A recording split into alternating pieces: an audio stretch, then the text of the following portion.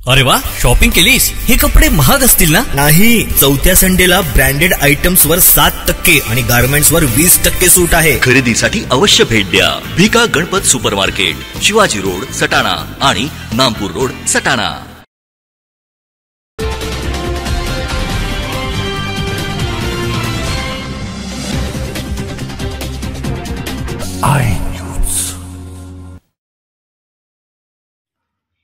भारतीय जनता पार्टीने मतदारांची फसवणूक केली आहे.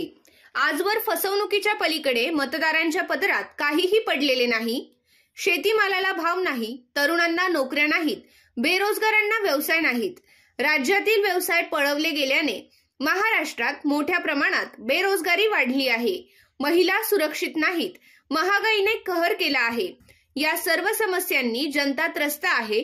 याचा बदला घेण्यासाठी जनता निवडणुकीची वाट पाहत होती आणि आता ती वेळ येऊन ठेपली. मतदारच भाजपाला जागा दाखवतील असा घणाघात माजी मंत्री बाळासाहेब थोरात यांनी केला. धुळे लोकसभा मतदारसंघातील महाविकास आघाडीच्या उमेदवार डॉक्टर शोभाताई दिनेश बच्छाव यांचा उमेदवारी अर्ज दाखल करतेवेळी आयोजित महाविकास आघाडीच्या सभेत संबोधित करताना थोरात बोलत होते. महाविकास आघाडीच्या उमेदवार डॉक्टर शोभाताई बच्छाव यांचा उमेदवारी अर्ज दाखल करण्यासाठी काँग्रेस, शिवसेना उद्धव बाळासाहेब ठाकरे गट, राष्ट्रवादी काँग्रेस, शरद पवार गट यांच्यासह घटक पक्षांचे पदाधिकारी, कार्यकर्ते धुळे येथील छत्रपती शिवाजी महाराजांच्या पुतळ्याजवळ जमा झालेत.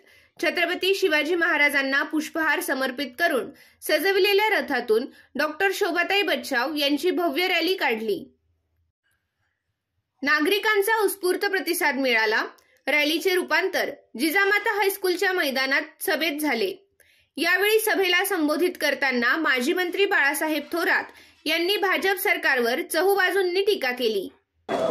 शोभाताई ह्या धुळ्याचे लेक आहे. धुळ्यामध्ये त्यांचा जन्म झालेला आहे. प्राथमिक शिक्षण त्यांचं धुळ्यामध्ये झालेलं आहे. सुनबाई सुद्धा त्या आहे मालेगाव आणि तुमच्या सगळ्या या पट्ट्याच्या खांद्याच्या पट्ट्याच्या त्या सुनबाई आहे, लेक आहेत, माहेरवाशीन आहेत. परंतु नाशिक मध्ये जाऊन आपल्या या लेकीनं जे कर्तृत्व गाजवलं ते सुद्धा मुद्दाम तपासून पहा. 3 वेळेस नगरसेवक झाल्या, तिथे त्या महापौर झाल्या, तिथे ते आमदार झाल्या, तिथे त्या मंत्री म्हणून राज्याचं काम त्यांनी केलं. अरे आपली लेख किती कर्तृत्वान आहे वेगळं सांगण्याची आवश्यकता नाही. अशा कर्तृत्वान लेखीला पुन्हा एकदा एक संधी देण्याची जबाबदारी तुमच्यावर आलेली आहे. आणि मला खात्री आहे की आपण सर्वजण जे मतदान आहे ते पूर्णपणे शोभाताईंना चांगल्या पद्धतीने कराल आणि या कर्तृत्वान अशा आपल्या बहिणीला, आपल्या लेकीला लोकसभेमध्ये पाठवायची खात्री मला निश्चितपणे वाटते आहे.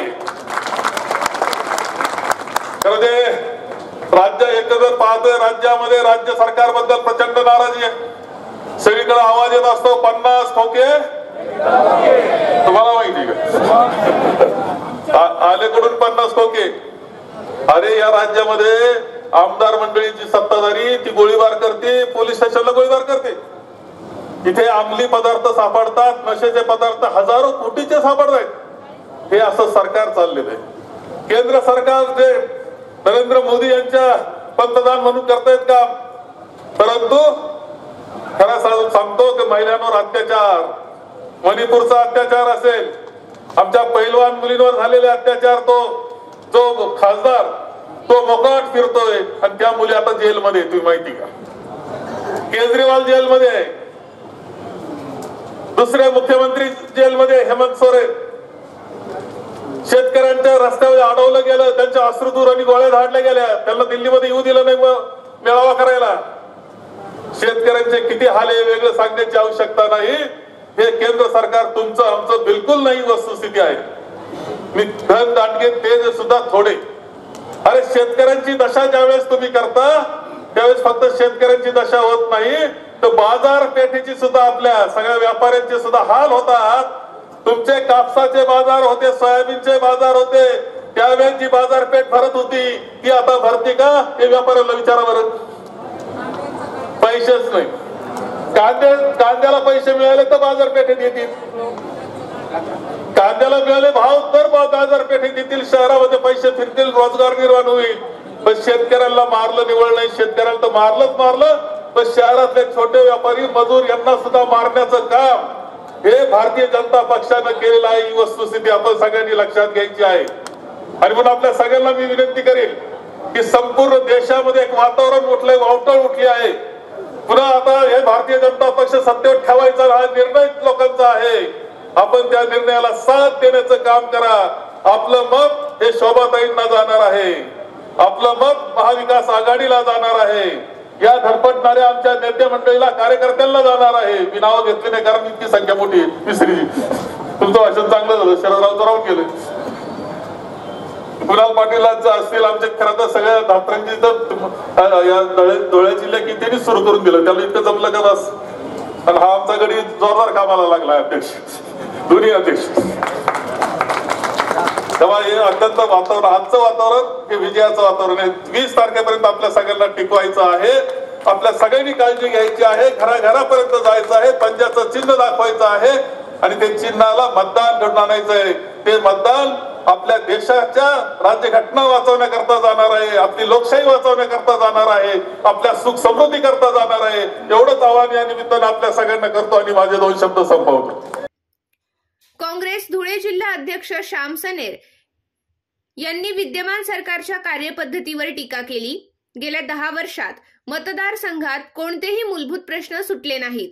शेतीमालाचा प्रश्न बिकट बनल्याने शेतकरीच सरकारला जागा दाखवेल असा दावाही सनेर यांनी यावेळी केला. कारण ही निवडणूक तशी देशामध्ये नरेंद्र मोदींच्या नफरतीच्या बाजू विरोधामध्ये आहे, तशीच नफरत डॉक्टर सुभाष भामरेंच्या बाबतीमध्ये या मतदारसंघामध्ये झाली आहे. आदरणीय बाळासाहेब, अतिशय तीव्र भावना आमच्या शेतकऱ्यांच्या आहेत, अतिशय तीव्र भावना आमच्या तरुणांच्या आहेत, अतिशय तीव्र भावना आमच्या महिला भगिनींच्या आहेत, अतिशय तीव्र भावना भारतीय जनता पार्टीमध्ये त्यांना ज्यांनी निवडून आणलं त्या निष्ठावंतांच्या देखील डॉक्टर भामरेंचा पराभव करण्यासाठी सारी भाजप सुद्धा एकवटलेली आहे. ही अंदर की बात आहे. आणि म्हणून मी बाळासाहेब आपल्यात जास्त वेळ घेणार नाही, पण ह्या मतदारसंघामध्ये बदल 100% होणार आहे. ज्याप्रमाणे राहुल गांधी, ज्याप्रमाणे शरदचंद्रजी पवार साहेब, ज्याप्रमाणे उद्धव ठाकरे साहेब आपल्या रक्ताचं पाणी करतो आहेत आणि आम्ही सर्व त्यांचे अनुयायी 100% आमच्या नेतृत्वाचा अपमान होऊ देणार नाही. आणि म्हणून या महाविकास आघाडीच्या उमेदवार शोभाताईंच्या प्रचार विजयासाठी आम्ही सुद्धा 100% प्रयत्नांची शिकस्त करू. यावेळी माजी आमदार संजय चव्हाण, नाशिक जिल्हा अध्यक्ष शिरीष कोतवाल, प्रदेश कार्याध्यक्ष कुणाल पाटील, प्रदेश सरचिटणीस युवराज करंकाळ, शिवसेनेचे संपर्क प्रमुख अशोक धात्रक, माजी आमदार शरद पाटील, महेश मिस्त्री, शुभांगी पाटील, गुलाब माळी, राष्ट्रवादीचे रणजित भोसले, तालुकाध्यक्ष केशव मांडवडे, शिवसेनेचे जिल्हा संघटक लालचंद सोनवणे, उपजिल्हा प्रमुख गजेंद्र चव्हाण, काँग्रेसचे तालुकाध्यक्ष अनिल पाटील, शहराध्यक्ष किशोर कदम आदींसह महायुतीचे पदाधिकारी व कार्यकर्ते उपस्थित होते. बांधवांनो, ही जी निवडणूक आहे ही अतिशय देशाच्या दृष्टिकोनातून महत्त्वाची अशी निवडणूक आहे. पुढील सर्व ज्या काही निवडणुका आहे, जे काही राजकारण आहे त्याला कलाटणी देणारी ही निवडणूक आहे. मी आपल्याला सर्वांना विनंती करते की देशामध्ये जी काही अराजकता, जे काही दडपशाहीचं वातावरण आहे आणि आजचे दिन दाखवण्याचं गाजर 10 वर्षापूर्वी या भाजप सरकारने दिलेलं आहे, कुठलीही पूर्तता केलेली नाही आणि त्यांना खऱ्या अर्थाने त्यांची जागा दाखवून देण्याची ही निवडणूक आहे. या निवडणुकीमध्ये परिवर्तन हे होणं अतिशय गरजेचं आहे. कारण ग्रामीण भागातले प्रश्न वेगळे आहेत, शहरी भागातले प्रश्न वेगळे.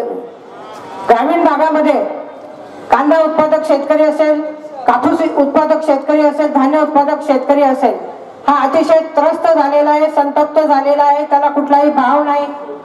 त्याचप्रमाणे जीएसटीचा दर 18% या शेतीमालावरती, बी बियाणं, धान्य, त्याचप्रमाणे खतं, पेस्टिसाइड्स अवजारांवरती आहे, तो रद्द करण्याची गरज आहे.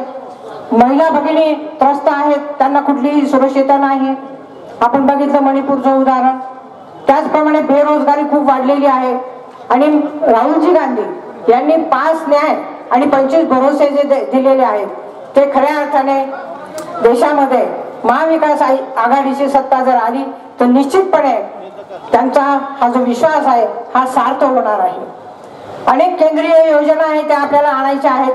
पिण्याच्या पाण्याचे प्रश्न सोडवायचे आहेत, त्याचप्रमाणे शेतीच्या पाण्याचे प्रश्न सोडवायचे आहेत, औद्योगिक प्रगती या ठिकाणी आणायची आहे. या ठिकाणी मी आपल्याला एकच शब्द देते की आपल्या आशीर्वादाने मी खासदार झाल्यानंतर निश्चितपणे धुळे लोकसभा मतदारसंघाचा प्रामाणिकपणे विकास आपल्या सगळ्यांना बरोबर घेऊन करेल. मी आपल्या सगळ्यांना विनंती करते की एवढ्या मोठ्या संख्येने आपण या ठिकाणी मला आशीर्वाद देण्यासाठी आलेले आहात. मी आपल्या प्रति ऋण व्यक्त करते आणि विनंती करते की 20 तारखेला महाविकास आघाडीची जे पंजा निशाणी आहे, पंजा निशाणी समोरील बटन दाबून मला आपण प्रचंड मताधिक्याने विजयी करा ही मी नम्र विनंती करते. कारण माझा जन्म धुळ्यातला आहे, माझं शिक्षण प्राथमिक धुळ्यात झालेलं आहे, त्याचप्रमाणे मी धुळ्याची पालकमंत्री म्हणून काम केलेलं आहे आणि मालेगाव मध्ये माझं माध्यमिक शिक्षण झालेलं आहे. कसमातेची मी कन्या आणि सून आहे. खानदेशचं माझं सर्व नातक होतं त्या ठिकाणी आहे आणि कर्मभूमी माझी नाशिक आहे, परंतु तिथला मी कर्मभूमी म्हणून विकास केलेला आहे. जन्मभूमीचा विकास करण्याची संधी मला आपण प्राप्त करून द्या आणि 20 मेला पंजा निशाणी समोरील बटन दाबून मला प्रचंड मताधिक्याने विजय करा अशी मी विनंती करते. कोण कोण माझे मत देणार शे पंजाले हात वर करा. धन्यवाद. जय हिंद.